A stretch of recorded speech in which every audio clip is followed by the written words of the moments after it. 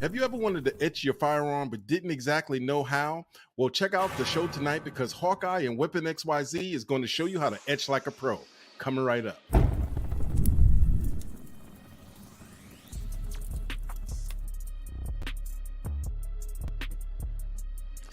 What's going on, people? What's going on? What's going on? What's going on? It's good to see you here tonight.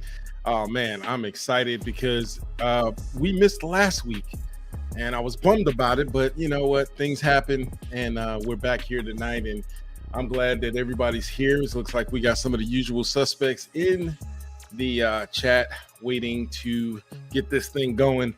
I'm not going to spend a whole lot of time. I'm just going to do a slight intro. My name is RAMjetta, and I am the chief enabler here at the Builders Tribe. And if you don't know what that is, go ahead over to our our forum, and you'll be able to find out exactly what that means. The forum is at builderstribe.org. Just go over to builderstribe.org and you'll see what goes on over there. We got the usual suspects over there. Everybody over there helps each other in building and doing what we do to secure our freedom here in the United States. So we've had a lot of news in the last 2 weeks. Guys, go over to YouTube and you can find all you need. I will do my best to get a list up of all the current events. We have the president of the United States saying a bunch of crazy stuff. I heard him say that the pistol brace makes the caliber bigger in a gun. Anyway, let's move on. But yeah, there's a lot of news in that deals with us building and securing our freedoms and realizing our freedoms when it comes to guns. We have a lot of anti-gun stuff going on, but it's up to you and I to fight against that and just teach one how to do what we do, whether it's 100% or 80%, it doesn't matter. We're all in this fight together. So we have an interesting show tonight, but if this is your first time here, again, welcome.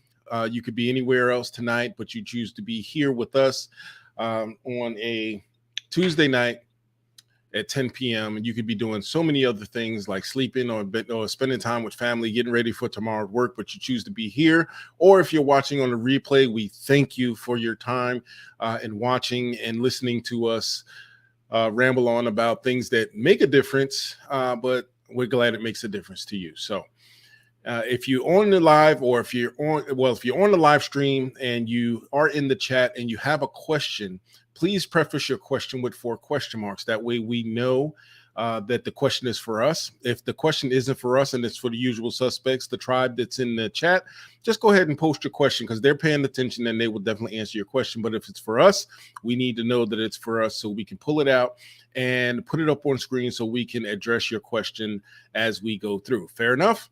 Good. So other than that, we're going to get going. There's too many things going on for us we could fill a whole show with all of the current events and things going on. One thing I did want to say is thank you all for the congratulations. For those who don't know, my company, DJR Empowerment Group, has become the official exclusive training source at a local gun store here. So we now have a classroom. We have access to a lot of other tools that we can help teach others how to become responsible gun owners, because at the end of the day, that's what it's about, being responsible. Whether you build or buy, it doesn't matter, because as long as you're a responsible gun owner, you're trained, you go through training on your own accord, not government sanctioned. As long as you do that, then that's what we're here for. So I'm glad to be a part of that machine and be able to help as many people as possible. So we thank you. We thank you. We thank you. So with that being said, we're going to move on and we're going to get these fine gentlemen that are in the background chomping at the bit. They want to teach you guys, and I'm actually going to sit back and learn a lot tonight, because this is something that I've wanted to do. I've relied on these 2 gentlemen to help me do some of the etching. We're going to be talking about etching 101. What do you need to do to etch like a pro? So without further ado, Mr. We4ponXYZ and Mr. Hawkeye. What's going on, fellas? What up, peeps? Okay, wait a How's minute. everybody doing? That's the wrong layout. There it is. Okay, here we are. We don't have Weapon XYZ's head cut off and my head cut off. All right, cool. I'm still getting used to all these. I thought that was my my setup here. I was like, what's going on? No, it's not you. We have all of these new layouts that StreamYard has so graciously provided for us, the ability to do our own custom layouts. And that's why we have the new layout. I kind of dig it. I think everybody else kind of digs it too. So without further ado, man, I'm going to go ahead and let you guys, Mr. Hawkeye and Mr. Weapon XYZ, I'm going to let you guys go ahead and handle business, man. Well, first off, as usual, I'm gonna pop up some stuff on screen here. Hey, Playboy's in the house. What's up, Playboy? Darth Dab in the house. Darth Dab. We got Raymond Stewart. Oh man, Raymond, ain't seen you in a minute. Welcome, dude. We got Mr. Vino. Mr. Vino. And Raymond said is so happy to finally catch one instead of being asleep. we got Glad to have you, in the brother. house. What up, Sailman? Sailman. And Darth Dab wants to say congrats to you there, Thank Ray. you, sir. Thank you. Appreciate it. So does Blade Boy. Thanks, Blade Boy. Appreciate it, man. Hey, Vino, it's all good, man. We appreciate you stopping by. We know you'll watch it later, brother. Always. For sure. Lots of good information tonight. That's for sure. Yeah. Now, I'm gonna sit back. I'm going to take control of the reins, and I'm gonna let you guys do what you do, and we'll come together at the end, man. If I have something to chime in about, you guys go for it, man. Sounds I see your screens are ready to share. Go for it, man. Oh yeah, do it up, Hawkeye. You go first, man. All right. Or we can go simultaneous, depending on the. We can switch back in photos and stuff. Right. So if you Right. put up my slide, I'll start. There you go. All right, we're going to do etching. You really need, let's get this out of the way. You really got to have one of these, whether you're etching, you're painting, even if you're doing a lot of sanding on your pistol, it helps. It really does. When you're really roughing out, like if you're really hogging off a lot of material on your frame for a certain finger grips or a custom grip that you want to have, you got to have one of these things or you're going to die early. I'm just telling you. And for the etching, it might be a little overkill. You can probably get by with just a simple, M9 mask or something. But if you're going to buy one, get a good one. And believe me, if you start doing stippling and stuff like this, you're gonna want one of these. And you're gonna find out you're gonna use it a lot once you get one. Yep, and I'm gonna tell you, black lung is not a thing you want. No. I got the black lung, Papa. But but we need to start off with like power supplies.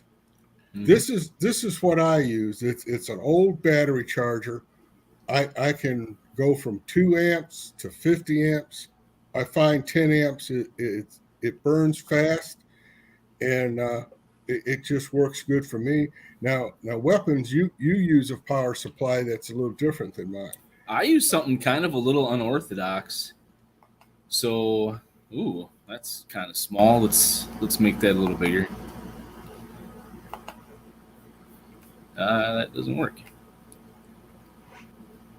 I've read somewhere when I first started etching, I read where you can use a 9-volt battery, or you could take 2 9-volt batteries and put them in series and use them. It works. It takes a lot longer. It does. And the reason for that is it's not the voltage as much as it is the current that you're able to produce. So you guys can kind of see here, this is my tin setup. So I used to do some etching back in the day, some knives, some swords, that kind of stuff. And I always used a battery charger, like a golf cart battery charger, or, like a kid's electric car charger, Yeah. But when I started building, I was like, I wonder if I could, bring etching into my building. And I thought I would love to do it, but I would love to see if I can't put something together without spending any money at all. And not only not spending any money at all, but making it something pocket sized that I could toss in a back pocket and take somewhere with me if I wanted to. Not that I ever would, but why the hell not? Make storage smaller. I also live in a 1-bedroom apartment, and storing my tools, large tools as is, most of them are in a storage unit down in the basement. And I didn't want to have to, take another battery charger and store it somewhere where I could have everything in this little tiny tin and just kind of put it in my toolbox. So my power source is actually this 18650 battery, which is about 4 watt. So it's a 80 amp, 9.7 volt, runs about 4 watts. I find it's kind of a slow etching, but it's very controllable. It does etch very deep and surprisingly so. And I've gotten a couple people are like, well, aren't you afraid of it blowing up in your face? I've etched at least 10 things with this. It's not a concern whatsoever. I will say, make sure if you are using an 18650 battery that it's a power protected, high quality battery. This eFest IMR 18650, you want something like this or better. Don't cheap out. Get something that's at least a 3000 milliamp. Don't get like the 2600s or 2200. I've tried it with a lower milliamp battery and with a lower wattage, I think like a 60 amp. No bueno. You'd be etching for hours and hours on one tiny little thing. But this is kind of what I use. Once I get into a house or at least a bigger place, I do plan on getting a larger power source just for bigger projects. Blade Boy has a question for you. Can you use a 16.5 watt iron for stippling, or is 25 watt the minimum? We'll answer that question when we're talking about I would stippling. say I wouldn't go less than 25 watts. Yeah, I wouldn't go less than 25 watts. 25 is very controllable. The problem with going lower is it doesn't get as hot. Mm-hmm. And it takes longer to burn. And what you're wanting to feel when you're stippling is you're wanting to be able to do a consistent feel on each one of your burns. And when they're real slow, you lose that feel because you get your mind wanders or whatever. 25 watts seems to works the best. I've tried everything up to 60 watts, and 60 watts is uncontrollable. It's just it melts. You'll burn right through it at 60 watts. Yeah. 25 watts you can control, and you're able to just go burn. It's a process that you have to have the feel for. And I just find the 25.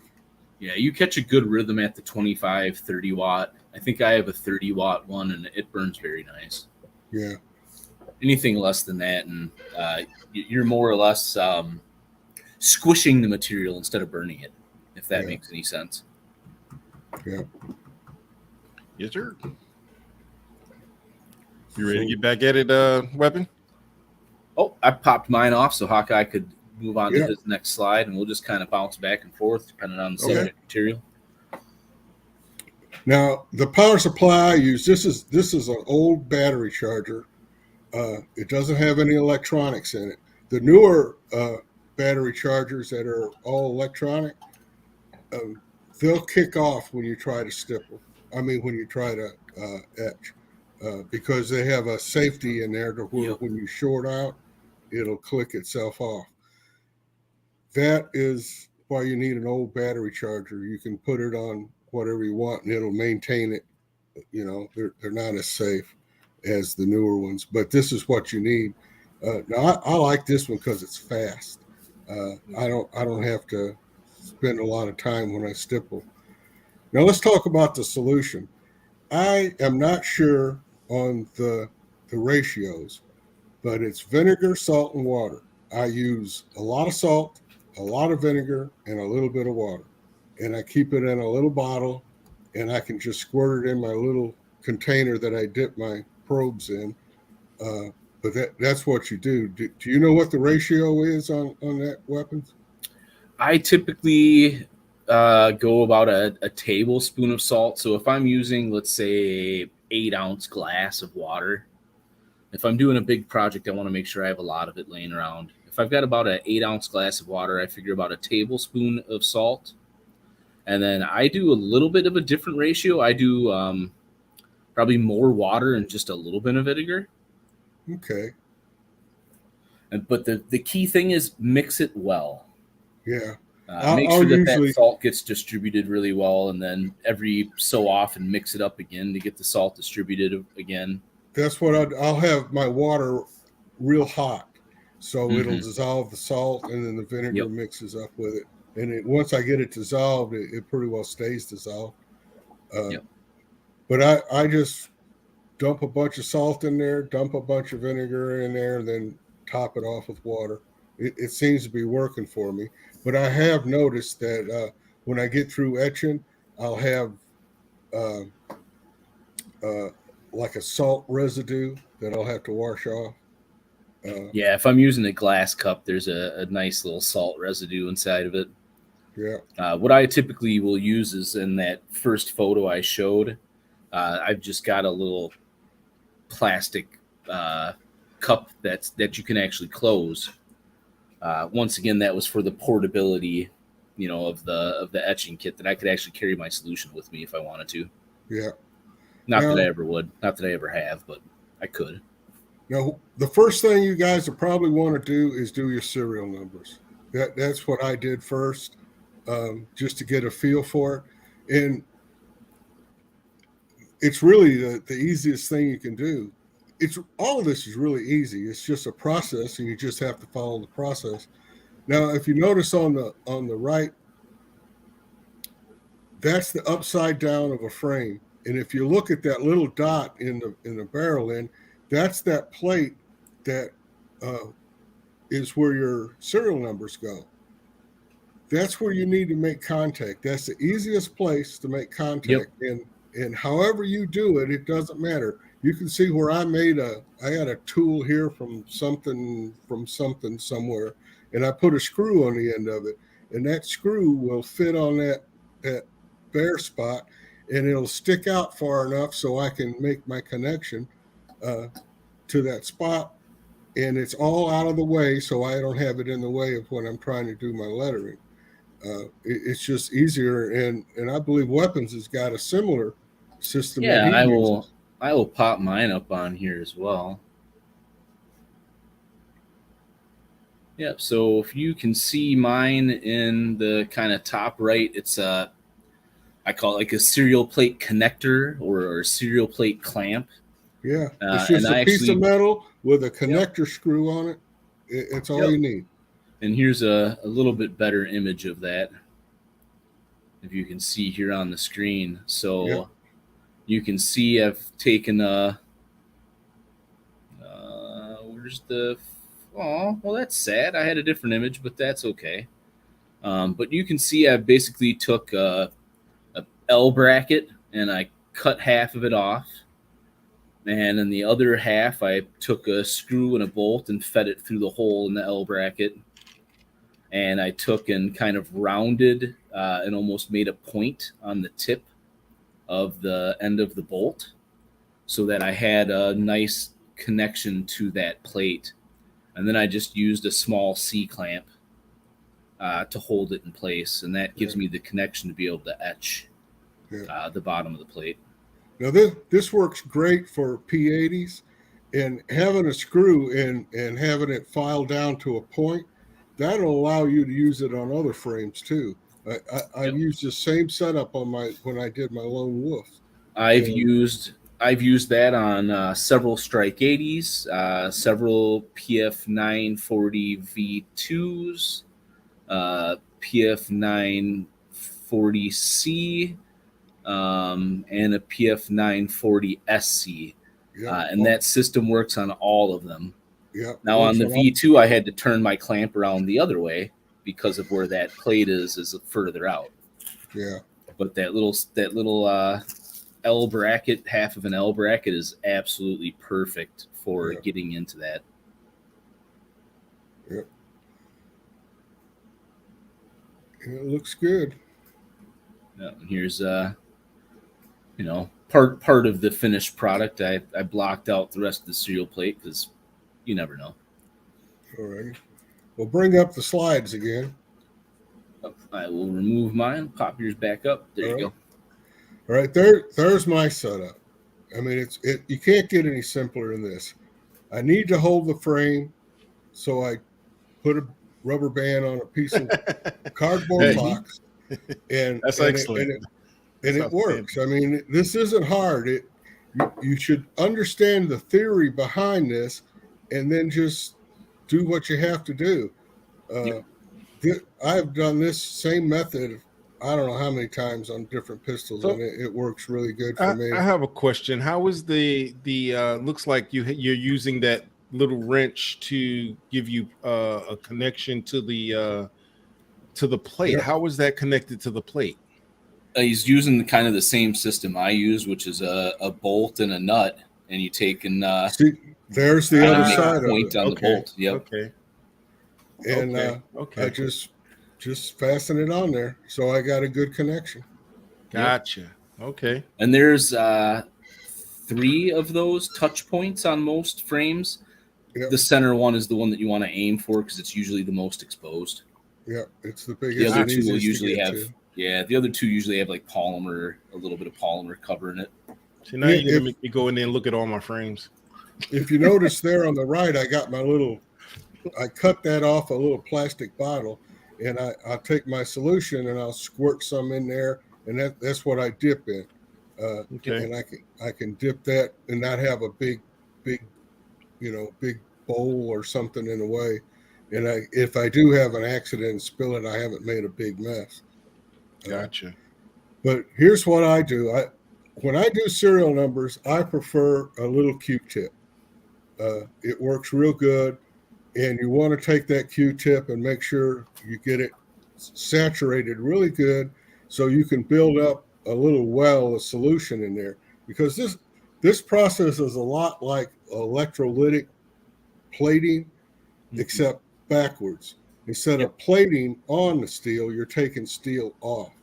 So instead of a cathode and anode like you would use in electrolytic type plating, you just reverse your polarities when you're doing etching. Yep. Anyway, when you use your Q-tip to etch, you want to dab it up and down. You don't want to drag it. And the reason for that is you're actually shorting out the current. You're having a short created, and that solution is actually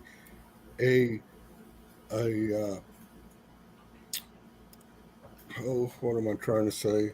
Conductor. It actually corrodes. It's a corrosive solution, and when you put electric current through it, you actually increase that corrosion, and that corrosion is what is etching the steel.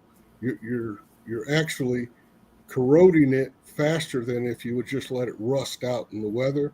You're speeding that up, and that's what's taking that out. That's why you want to have your stencil down really good so it sticks and doesn't come up. And that's why you need to dab it. If you're dragging it, you're probably going to drag some of those, little centers of the O's and the center of the E's or whatever letters you use. You'll drag them out because eventually they'll get hot and they'll come undone. So what you want to do is just dab straight up and down so you're not dragging. That can also cause you to have uneven etching as well if you drag it, because you're scraping the material away as opposed to just letting it erode away. That's so you just you use that Q-tip to just dab it? Yeah, just kind of apply pressure. What I'll do is I'm glad you told me, because I probably would have drug it across and messed it all up. I don't try to put pressure on it. I try to build up a well. If you look on the right side, you can see how I have my solution in there. And the color of that solution shows that I'm actually etching the metal out when it starts turning colors like that. Okay. what is actually taking the doing the etching is the solution. It's not how much you put pressure on that Q-tip. So when you got that Q-tip saturated and you have a little puddle going around where you're wanting to etch, you'll notice that Q-tip will have it'll start fizzing like a fizzy or something, some Alka-Seltzer or something, just start fizzing. That's showing you got good contact and you're etching at that point. And that's why you need to keep dabbing it and not dragging it, because that's when the heat starts being created and you can mess up your serial numbers. Yep. Okay. Here's some of the stuff I've done. And if you notice all the way on the right, that's a one of those sandpaper things that go on the micro sander. It works great when you need a big surface, flat surface area, and just put a piece of cotton on it, and you can control your burns. See, if you was to try to do that shield with a Q-tip, there's no way you could control the depth. Yeah, because you'd be doing one spot and another spot, So you need to be able to do a large area with a large, I think they call those electro pads or cathode pads, one of the two. Yep. And that you're able to cover a whole area. So you're etching the whole surface you're wanting to etch at the same time. Now, we're talking about doing this etching in dabbing and stuff like the serial numbers I do. I could do a set of serial numbers in about 5 minutes with the power supply I have. Yeah. Now that shield, it took longer than that, but it was the same principle. Maybe 10, 15 minutes at the max. Now, if you look all the way on the left, that was something I was trying to figure out, how far can I etch and be able to control it. And that's a lousy picture, but I was going to say, what is that? That's actually part of a camouflage thing. I'll show you later in a slide, but okay.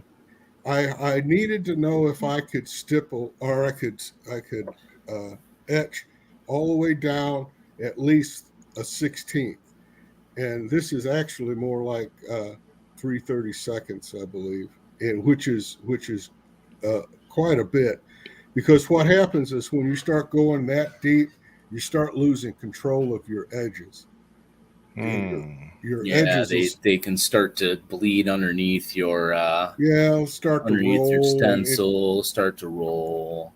Yeah, but if you notice on the center there where I did the shield, that's not very deep at all, and it really gives a more defined line. So it looks really good. You just got to remember what you want when you etch, because these were two different processes for two different reasons. But here you can see some stuff I've done. Now the spider, that was a little hard because it was on a radius. So I would burn, and then I would have to turn a little bit and burn the sides a little bit, and then burn, because what you want to do is when you start etching is you want to be able to have a watch where you can time, minutes, at least minutes. And you want to be able to hold in one spot and then move over to another spot and do the same amount of time as you're going across your whole image you want to etch. That helps you control the depth so it's more even looking. It really, that's how you do it. You just got to have a lot of patience and just take your time.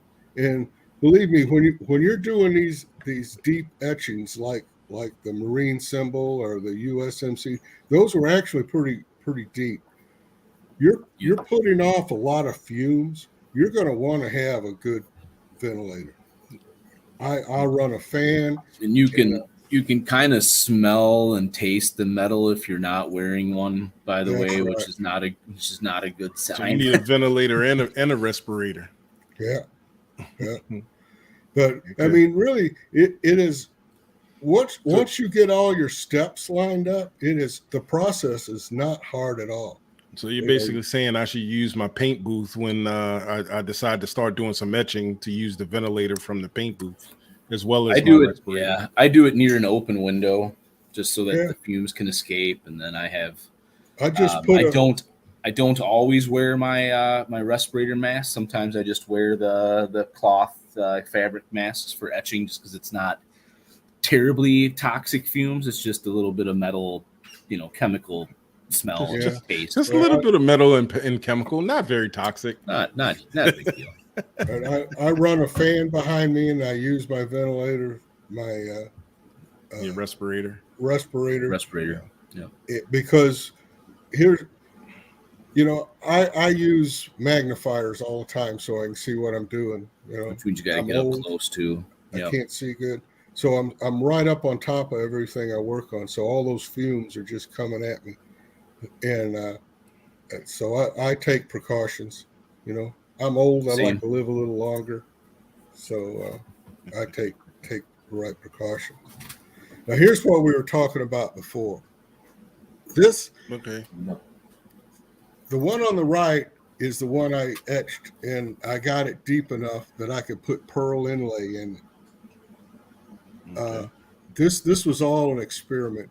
This is a slide. This is a rock slide, and they're not good for anything except testing. So that's what I did. I sanded all the paint off of it, and I etched it, and I wanted to fill it with pearl inlay to see if I could do that and see if it would hold. Well, it does hold. Surprisingly, I thought it would just peel right out. And I also took this as part of the other test, because my theory is, okay, if I do this and then I go back and I paint, will it hold up in cure oven? Because it's an epoxy. It's not like JB Weld. It's just an epoxy. And if you notice, a lot of epoxies, when you heat them up, they start to run or they get real soft. Well, I put this in the cure oven at 200 degrees, which is what I usually cure my paint at, to see if it would soften up and curl up or come out. And it was fine. It was fine. Now if you notice, it doesn't have that shiny look and glossy look like you would see on most pearl. That's because it's not polished yet, and it doesn't have a clear coat on it. This is just strictly a test piece to see how it's all going to work. And I was real surprised. I got some things in the work playing around with this stuff. But as far as etching goes, I mean, it can't get much easier than this. It's a matter of getting your steps. It's getting your steps. Get your solution and have it ready, but don't put it in a big bowl. Just have a little bit of it, and have a setup. You got to plan your setup and make sure you're not shorting anything out. And just take your time and time yourself on each letter or each part of whatever you're etching. That's the whole key. Even if it's just counting to 60, if you don't have a timer or don't feel like setting the timer up.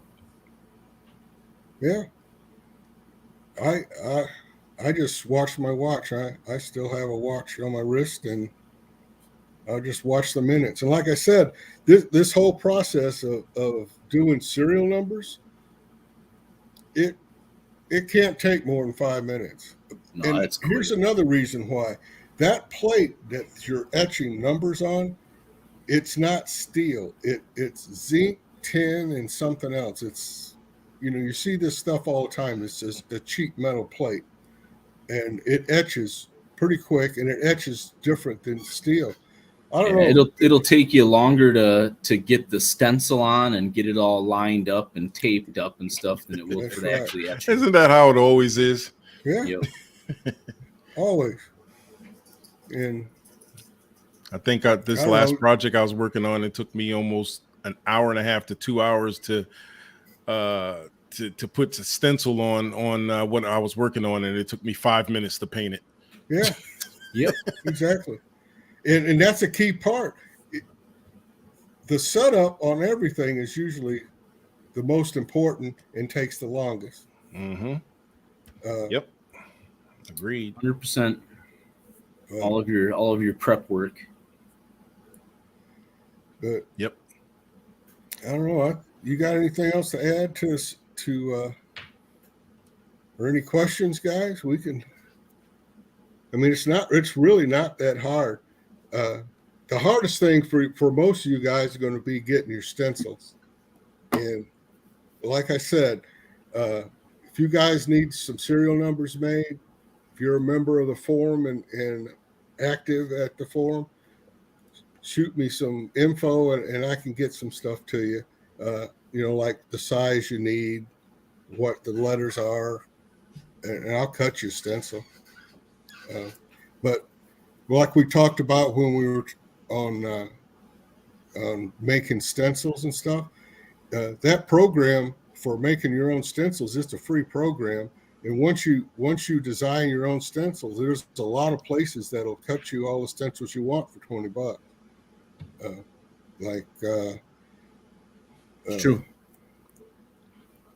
Trying to think of some name. I haven't used them in so long. I forgot their name. Tactical Penguin comes to name. Yep.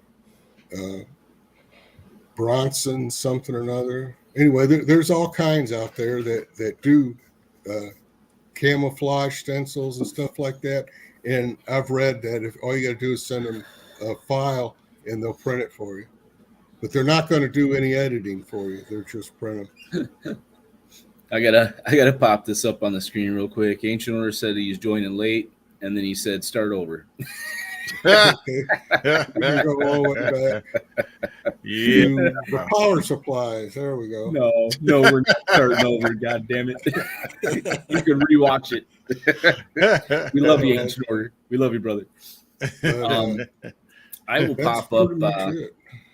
I'll pop up on here a few of the projects I've done. I've done quite a few.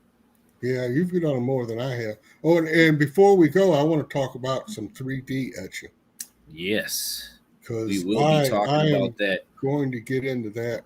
I'm gonna skip the slide on that until we get to that. In the meantime, I'll pop up a few of the jobs I've done.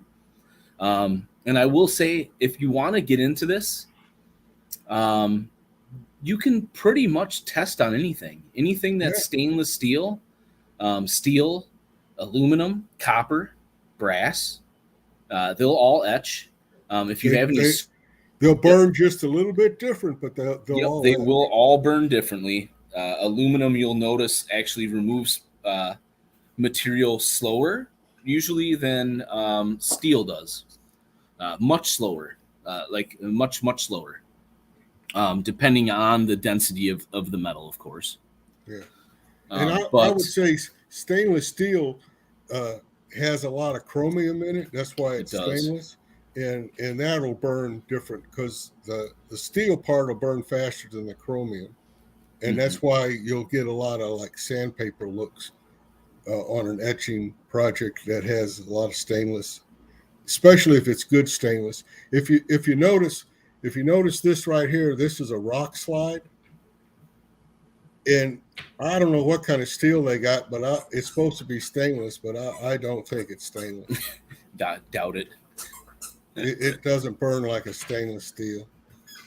But if you're looking to start getting into it and you want to do some testing before you move on to a knife or a frame, or not a frame, but a knife or a serial plate or a slide or a barrel, stainless steel cups, like your stainless steel, water cups or coffee mugs, work great. Even grab an old butter knife you've got laying in your kitchen drawer. They'll etch, and they'll etch well, and you can use it for testing patterns. Or if you've got an old pocket knife laying around that has a stainless steel blade that's not coated.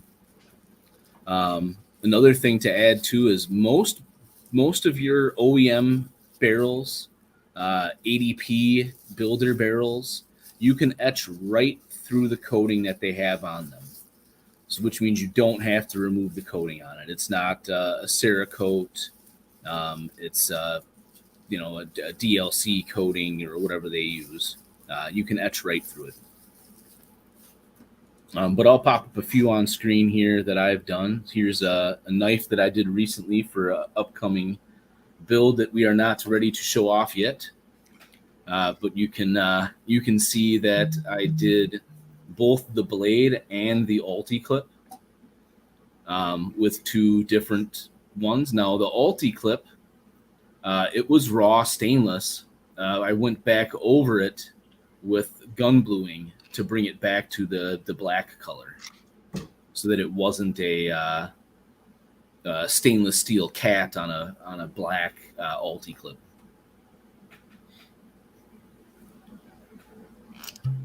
And here's one that I did for RAM not too long ago. Now this is when we get to going back to what Hawkeye was talking about, 3D etching. This is a prime example, so we'll come back to this in a little bit. Here was a coin I did for RAM. Now talk about scrap steel. This is a plug from a circuit box. I don't know what the technical term is. I think Hawkeye knows what the technical term is for it. A plug. But it's a conduit box plug, right? Conduit box plug. Yeah. And I just found it laying out in the rocks behind my apartment building, and I went, hey, that would make a great piece of material to etch on. And that will show up on the build here soon. Yep. And then what I did was I did a 3D etch on it. So the JMD logo is raised and the background is recessed, but there's texturing added to it by removing the stencils completely and then going back over and etching it all at once again. So I added some depth and some texture to the actual logo itself. And then here's the back logo on that one, which is just a standard negative space etching. The Deadpool build, I'm sure you're all familiar with. That was another etching job that I did. Here's the stencil laid on it, the process, and then this is the finished product along with color fill. What kind of color fill did you use? Did an impeccable job on that color fill, I tell you. Thanks, dude. For the color fill for that, I actually used red tester's paint. So a model paint. See that if you're going to do etching and you have a stencil that you want to, whatever design you want, make sure you get a bunch of them, because after Tons you of them. etch, after you do your etching, that stencil's no good for painting or anything after that. You need to take it off. Yep. And if you have your inners and outers of your stencil and you want to take the part that you etched and you want to paint it, well, you can put the outside stencil back on it. If you want to keep it natural or you want to have it a different color and then go back and cover it, you have the inner part of your stencil. That's why when I make a stencil for something I'm doing, I'll make at least 4 to 6 stencils for the same thing. And that way I have stuff to play with, or if I screw up when I put the stencil on.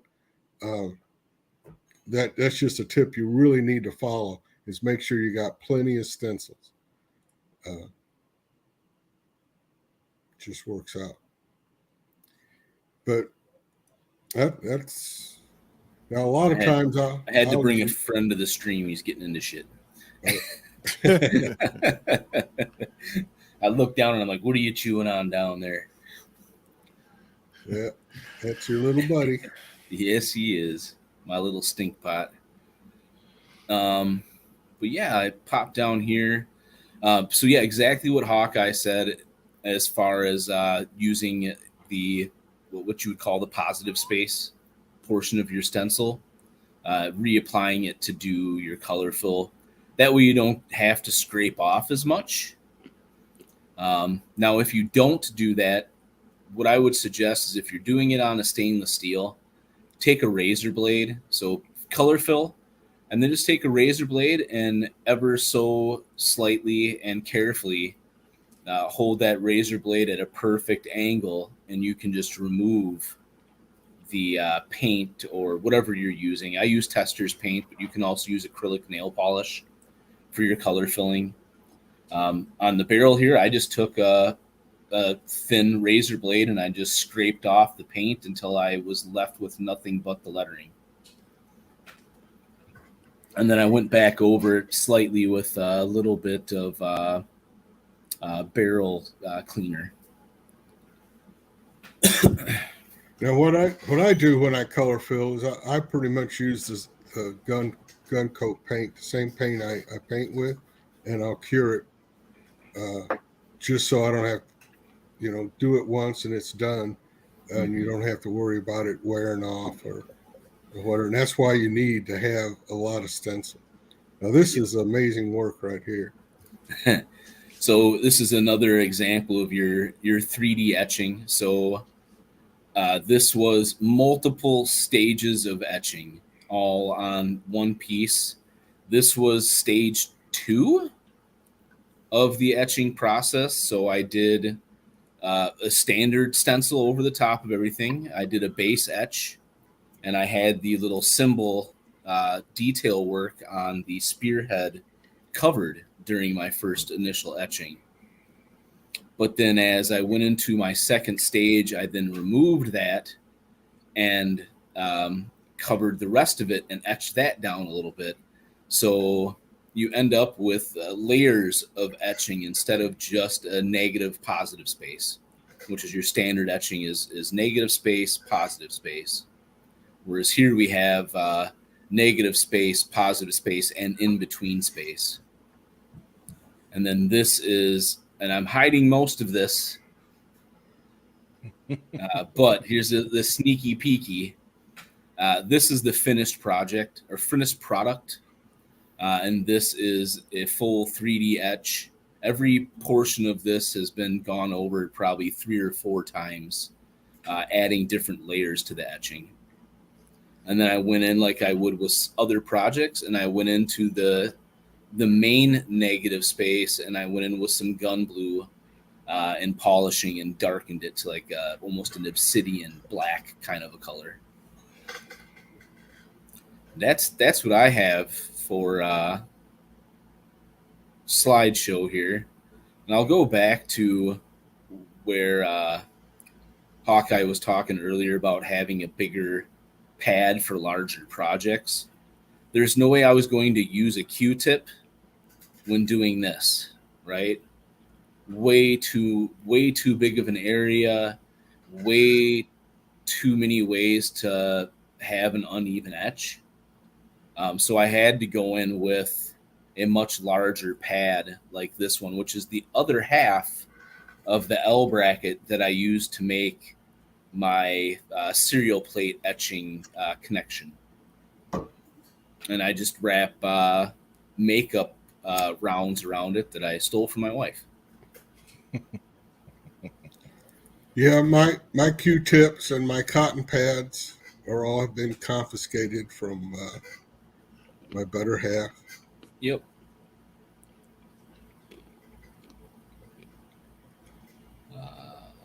Yeah. So, fellas, yeah. let me ask you this. What would you say if someone wanted to start entry level and they don't have, a backup battery or anything laying around? They had to go buy everything they needed to get started. What would you say on the low end and on the high end? Of course, I'm sure the high end could get really high, but on the low end, what would it cost somebody to get started with etching, with buying all the materials? I don't know, less than $5 or so. The reason I say that is that's how I started. I read up a bunch of stuff, and these guys were talking about using 9-volt batteries. So I said, hey, I got 9-volt batteries laying around, and I had some alligator clips on some wire, and I the kitchen's full of salt, vinegar, and water. I was ready to go. So would you guys be willing to put together a materials list to post in the forum so that anybody that wanted to go in, we can put it in the resources section. So anybody that wanted to go, like I said, Etching 101, what would they need to buy, and kind of maybe a grocery list on where they might be able to find some of the products. I know, of course, vinegar, you can find it at a dollar store, or, salt, you can find it at a dollar store. You got water in the sink, but, some of the other things, like alligator clips and all of that, kind of put together a grocery list. And I'll post it in the description on this video as well. So if anybody watches this later, it'll be evergreen material. So if they watch it later, they have an idea. Okay, this is what I need to get. You guys mind putting something like that together? Absolutely, I would love to. I can tell you where I got my gator clips. I got my gator clips at Lowe's for about $5. Okay. I lost or broke my old pair, and I picked up that pair of gator clips that I have now specifically for the last project I worked on. I've been around a while, and the electrical stuff I have was back when I was in trade school. That would be around 1980. So I got stuff laying around, so it wasn't a problem. But really, it's just a matter of if I had to do it and I had to go buy the stuff, I think the only thing I'd have to buy would be the alligator clips. Yeah, that'd be about everybody's got a piece of wire laying around, and that's all you need. A 9-volt battery. I mean, it takes forever with a 9-volt battery, but you can get the idea how it works. And then once you get the theory down of how it works, then you can start improving on it like we've done. Now, this battery charger I'm using right now, it used to be my dad's, and I got it when he passed away. But I had another charger that I used similar to it. The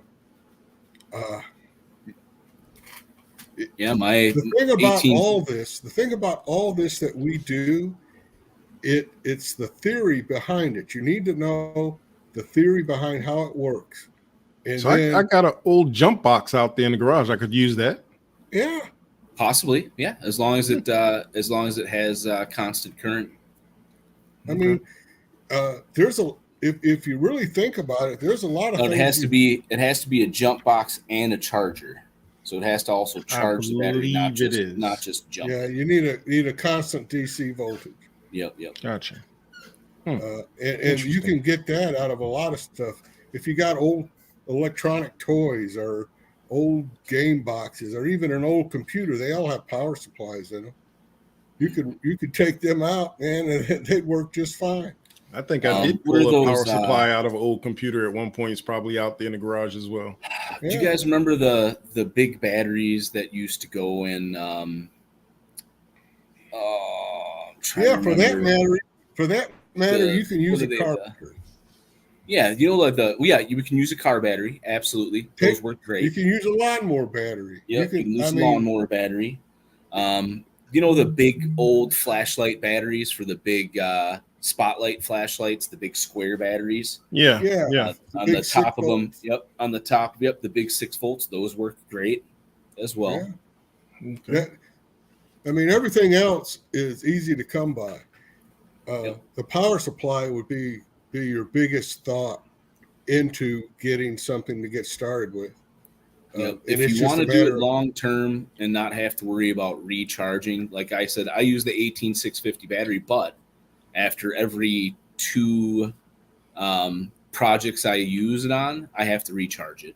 Yeah, that's why the system I got going right now is great for me because I'm always building. I don't know. I got a safe or several safes full of stuff. And I don't have to worry about it. I can etch it. Everything's ready to go when I get to that step in the build. And that's another thing. When you want to do the serial numbers on it or whatever design you want to put your name on the side. Like I've started, all my builds now I consider them to be a custom one of a kind. So I put my name on them. So there's no doubt who built these pistols. Yep. Or ARs or whatever. So I have all this ready to go. So it's worth my while to have a decent battery power source that I can use. And we're talking about steps when you should do this. Remember, this is a corrosive solution. You don't want to leave this on anything very long. You want to be able to take it to a sink and wash it off when you get through, clean it real good, blow it off, because it will corrode stuff, especially if you're doing etching on a slide that's steel, and it's going to corrode, especially a surface rust if you don't get this solution off. So after I do my frame mods and get everything kind of situated and sanded pretty close to where I want it to be, that's when I'll do my serial numbers and I can clean it all off. Now, I'll always do my slides last.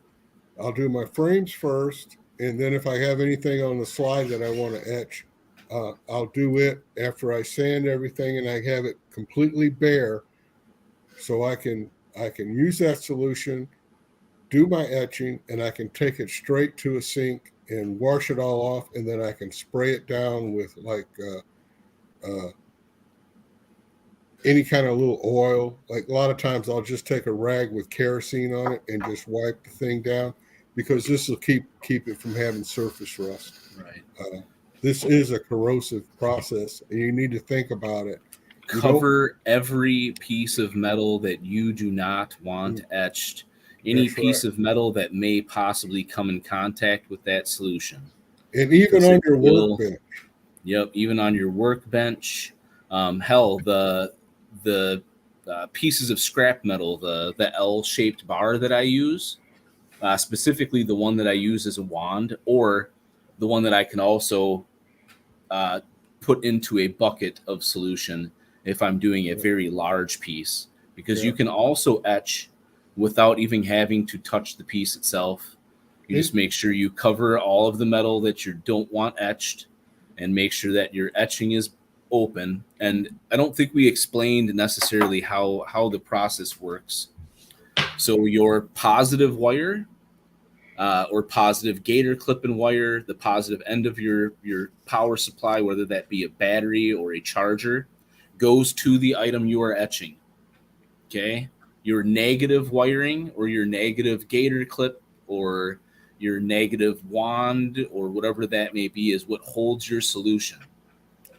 Yep. Okay. And that is what you use to touch your object. The negative and the positive create a circuit, and then they react with your vinegar and salt solution, and that's what erodes away your metal. Yep. But you can also, like I said, you can also take your object and put it and submerge it into a bucket or a dish of some sort, like a metal, or sorry, not a metal, but a glass baking dish, and have your positive wire connected to your object, and then just submerge your negative wire into the solution, and it will erode it on its own without you having to, dab or rub or anything. But if you could actually, one's an anode and one's a cathode, and the closer you get them together, the more current you're going to be able to not only control, but it's going to burn faster. Yep. So if you're using a tub, I thought about this, being able to etch a whole slide and just submerge it. What I used to run a chrome tank, and when I did tool work, and a chrome tank is basically just like this, but opposite, if you know what I'm talking about. I'm not plating, I'm taking metal off. Right. So what I learned in doing this was, if you can get your cathode and anode within, say, a quarter inch of each other or closer, you'll get an even burn and more direct, and it'll be faster. So if you're going to use the tub method, on etching Yep. something like Take that. whatever your metal, scrap metal or whatever it is, and make sure it's close to the object that you're etching. Don't hang it over the side. Yep. Don't hang it over the side of your bucket or your bin. Put it as close to the other object as you possibly can. Now, doing that process really brings in the heat concept of what we're talking about. How it will loosen your stencils. That's why I don't know if I'd want to. Yeah, your water when you're done will be hot. Yes, it will be hot. And if you do it by hand with a large pad like I was showing you before, you can control that heat. You get way more control. So when you start feeling that heat build up, you can take a break and let it cool back down, and your stencils won't be wanting to float off. Yeah, and you can even take a dry, paper towel or a dry, dab tool or a dry Q-tip or whatever, and go and over your stencil once some of the liquid's evaporated, just to push it back down. Yeah, and that's what I'll do is when I'm taking those breaks, when you see your water start turning black, that means you're etching. And I'll etch or your Q-tip or your pad, they'll turn nasty, turn black, green and black. And what I'll do is I'll stop and I'll change out my Q-tip, and I'll take, like you said, a paper towel, and I'll dip all that black solution out of the way, and that way I'm pushing my stencils back down. Then I'll start with new solution that's clear, and I'll start the process all over that. Even though I'm doing like a serial number, I may do that at least 3 times, 4 times during the whole 5-minute, 6-minute process. And and then sometimes if it's a bigger object, I may even take the end of a toothpick and just kind of go inside of the etching just to remove any of the loose, if you want to call it slag, I guess, if you want to call it that, the loose slag that's left over, the chemical reacted, burnt off, rusted metal. Yeah, if you're going to do this for the first time, I would advise getting a test piece and just getting the feel for it. And then you're going to hold on. I will. Man, this ain't that hard. And then you can go ahead and once you realize what you're actually doing, you can go ahead and do the real serial numbers or whatever you want to put on your pistol or AR. So you guys saw the AR lower I did. Before I even touched that AR lower, I did a test piece on a small travel stainless steel coffee cup. Yeah. And that was how I tested, my depth, what I wanted to do with the etching, what I wanted it to look like, how big I wanted it to be, what direction I wanted it to face, and so on and so forth. Get a test piece first before you touch the real thing. For that spearhead on that barrel I did, my test piece was actually the handle of an X-Acto blade. Yeah. And I used that because it had a slightly rounded curvature to it. My practice piece was a piece of setup block that I had from when I did tool work. It was a setup block, and I just etched on it. And man, this wasn't that hard, and I jumped right into it. Especially when I realized that it was exactly what I've been doing for 30 years, but just rough. Yeah. You're welcome. Well, guys, we're at the 1 hour and 4-minute mark. You guys got anything left for closing remarks that you would like to offer? Not that I can think of. Let me just check my message here I sent to Hawkeye earlier to see if there's any pertinent information in there. Yeah, we were chatting about the show. This has definitely been an information-packed session. Everybody's got a lot to unpack, but definitely what's going to help out is that list of materials. That's definitely going to help because. No, I have no other notes. And just come to the forum, guys, and ask questions or let me see what you're doing and what you want to do, and if you got any ideas that you need help with. Or for those of you that may be watching the replay that are on Reddit and frequent the R Polymer 80 Reddit, I'm a mod over there, and my name on there, my name here on the stream, my name on the forum, they're all the same. I think it's even my Xbox gamer tag. I've had that username forever, and it's just kind of stuck with me. Reach out, man. I'm always there to answer questions, share my knowledge, or reach out to other people and get knowledge from them if it's a question I don't know the answer to. Yeah, that's great, man. Here and there myself, and Hawkeye has always been my name since '95. So if you ever see it, you probably know it's me. And you know, RAMjetta is always around, but I don't know nothing about etching, so don't ask me that one. but you're learning. I'm learning. Absolutely. It's definitely something I'm going to take. And that's what we're all about, is learning how to build. For sure. All right, guys. Well, we are going to shut it down for the night. We appreciate everyone who is watching live and everyone who is watching on the replay. We thank you. This has been Hawkeye's Custom Corner with Weapon XYZ talking about Etching 101. And man, they brought the heat tonight. So if you didn't catch it all, go back to the beginning, Ancient Order, because you missed some good stuff, man. We'll talk to you guys later. We'll see you on the forum. We love you. Have a good one. See you next week, guys.